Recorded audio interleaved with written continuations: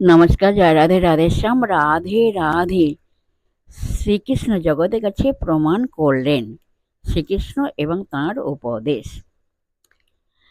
শ্রীকৃষ্ণ জগতের কাছে প্রমাণ করলেন। যারা প্রাচীন ভারতের ইতিহাস, মহাভারত, এই মহাগ্রন্থকে বিশ্বে মহত্তম গ্রন্থ বলা হয়ে থাকে, পাঠ করেছেন, তারা স্মরণ করতে পারবেন বৃহত্তম কুরুক্ষেত্র যুদ্ধের সময় কৃষ্ণ যোদ্ধা হিসাবে নয়, তাঁর বন্ধু ও শিষ্য অর্জুনকে উপদেশ দেওয়ার জন্যই রথের সারথি রূপে উপস্থিত ছিলেন। তিনি কোনো যোদ্ধার বিরুদ্ধে অস্ত্র ধারণ করেননি, বরং 18 দিনে সেই মহাযুদ্ধে তিনি দৈব সাক্ষী হয়ে যুদ্ধক্ষেত্রে দণ্ডায়মান ছিলেন। তাঁর এই কার্যের দ্বারা শ্রীকৃষ্ণ জগতের কাছে প্রমাণ করলেন তিনি যুদ্ধে বিশ্বাস করেন না।